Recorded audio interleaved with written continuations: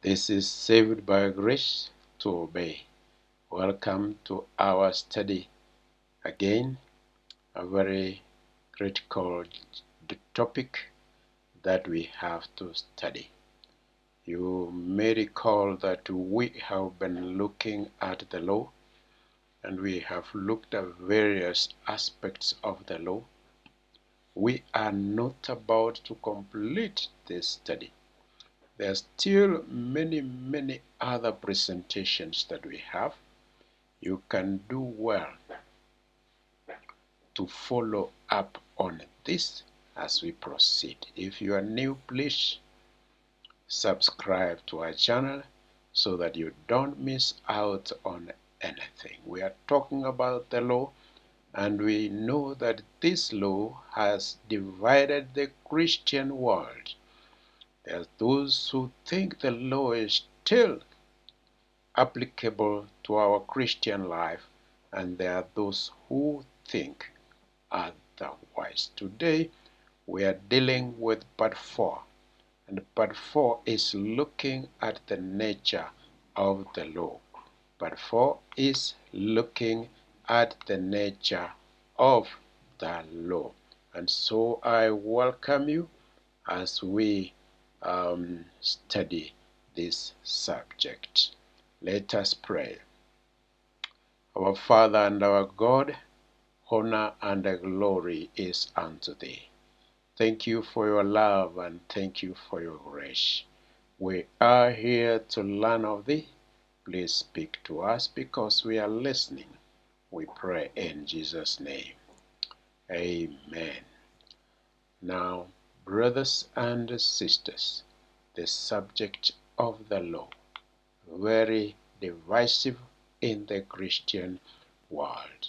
You may recall that in our last study, we looked at Matthew chapter 19, verse 17, where a young man came to Jesus and asked him, "What should I do to enter into life?" And the answer that Jesus gave him, if you are not clear with that, you can go back to our presentation. But Jesus told him that he needed to keep the commandments of God if he had to enter into eternal life.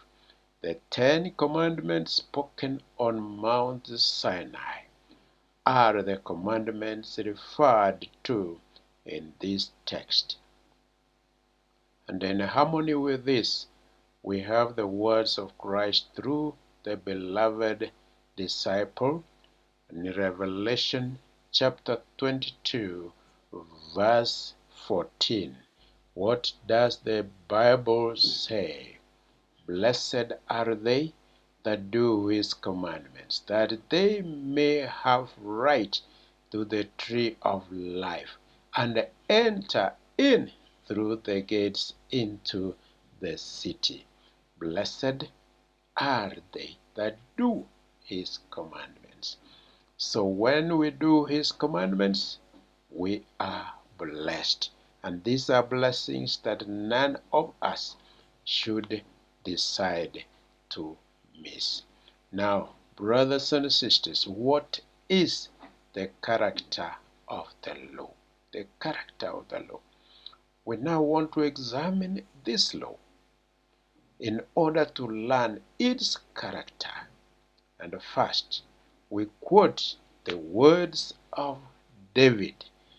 David in Psalm 19 verse 7, he says this: "The law of the Lord is perfect, converting the soul."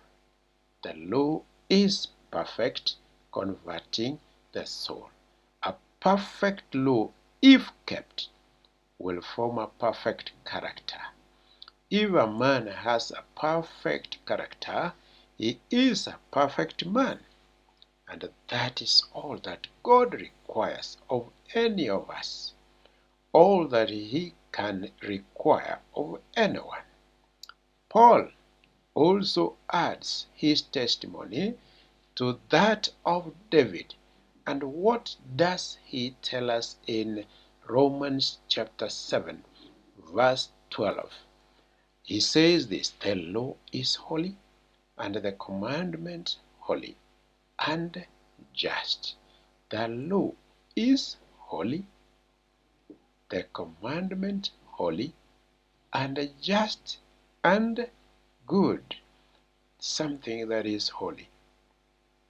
You can't add anything on it to improve, because the Lord is the one who has made it that way.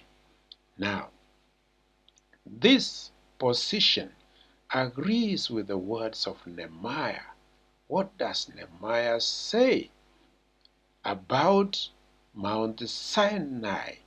And here we see Nehemiah chapter 9, verse 13. What does he say? True laws, good statutes, and commandments. Hey, God gave on Mount Sinai true laws. That is the laws of truth, which are also good statutes and commandments. This idea of the perfection of the Ten Commandments is more fully expressed by David. And this we read in Psalm 119, verse 172. And the Bible says, my tongue shall speak of your word, for all your commandments are righteousness. That is the man of God, David.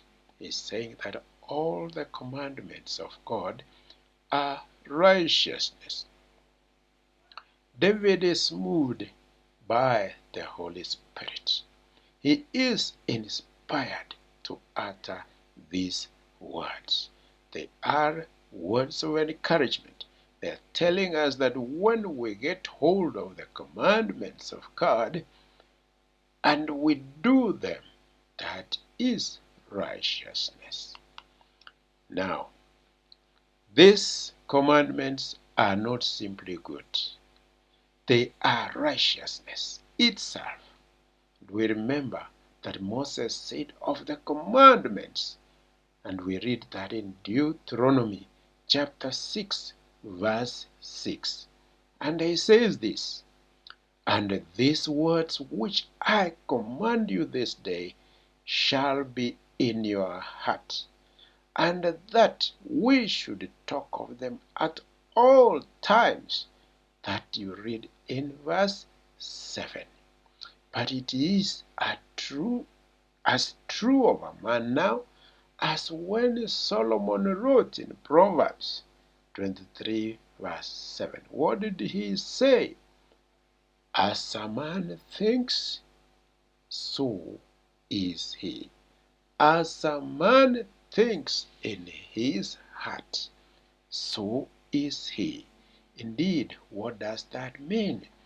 Whatever we see you do outside here, whatever you see me do outside here, that has come from deep inside my heart, inside my mind.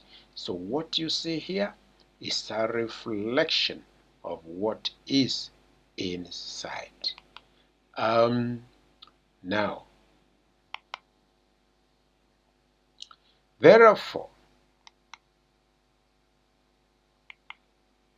if a man continuously meditates upon a law that is perfect, righteousness, he can but become righteous. David says that the commandments are righteousness. That's what we have read.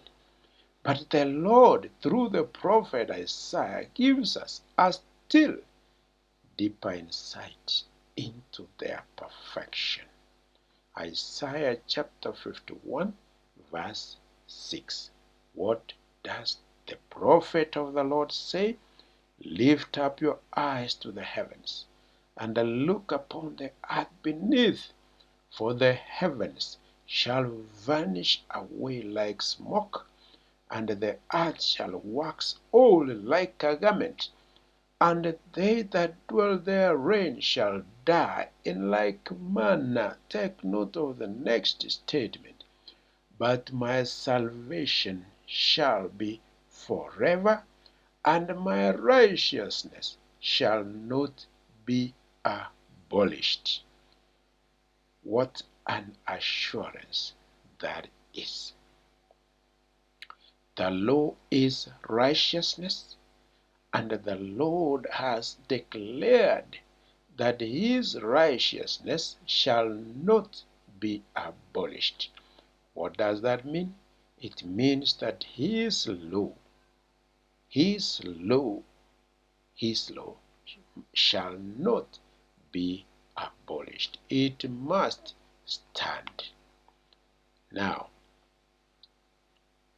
if any of us, you and me, fails to connect this verse with Psalm 119, verse 172, and thus learn that the righteousness that shall not be abolished is, he can satisfy himself that it is the law of God by reading verse 7. What does verse 7 say? Hearken unto me, you that know righteousness, the people in whose heart is my law. So, which people do know righteousness? It is only those people in whose heart the law of the Lord is. Now that we see that the commandments are God's righteousness, it needs no argument to convince us that they cannot be abolished, that we cannot replace the fourth commandment of God with a man-made commandment, that we cannot remove the second commandment of God from its place about graven images and still be on the right path. Abolish the righteousness of God is not possible. It is impossible, because when you abolish his righteousness, that means you are able to abolish God himself. And God cannot be abolished. That is impossible. Now, the commandments are a transcript of the character of God.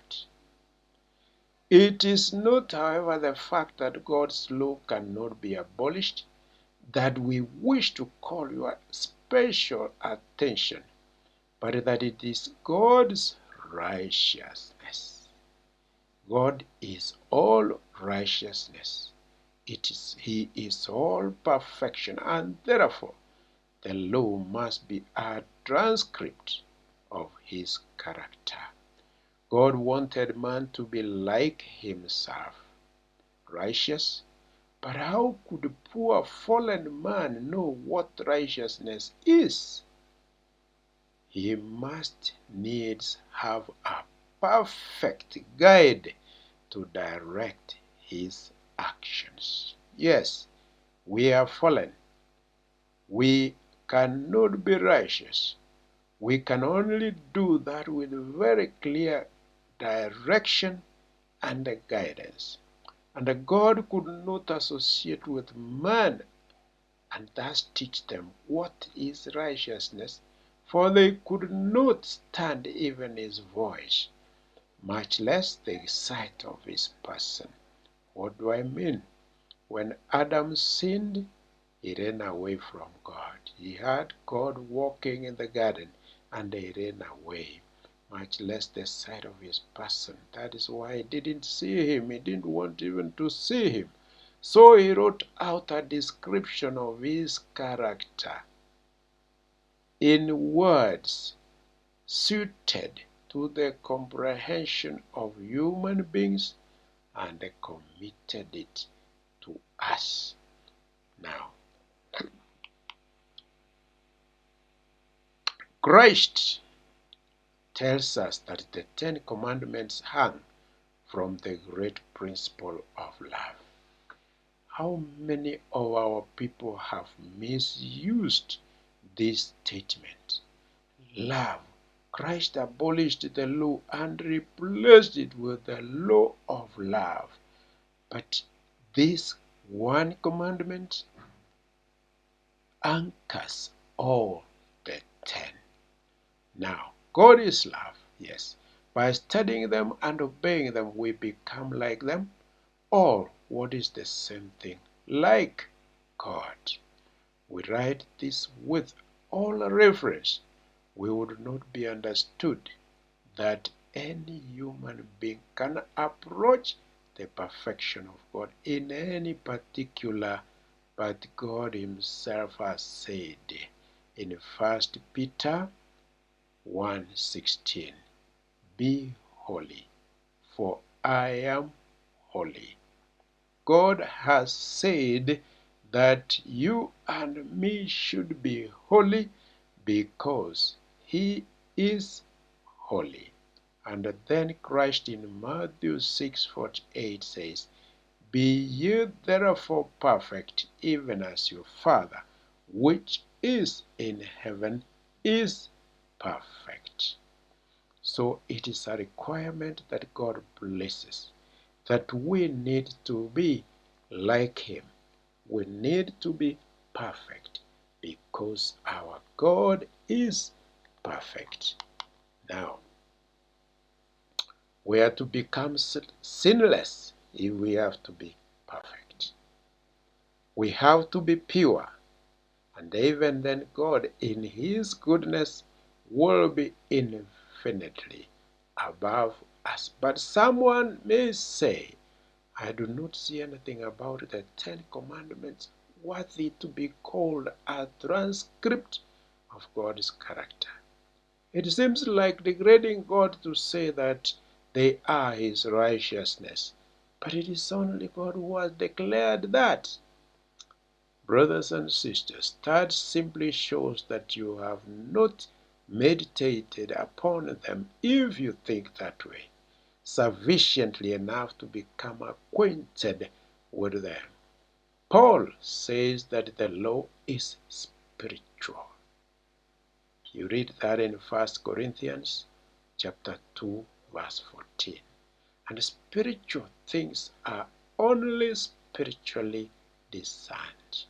You cannot understand spiritual things unless you are spiritual.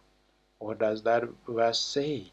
The natural man receives not the things of the Spirit of God, for they are foolishness unto him.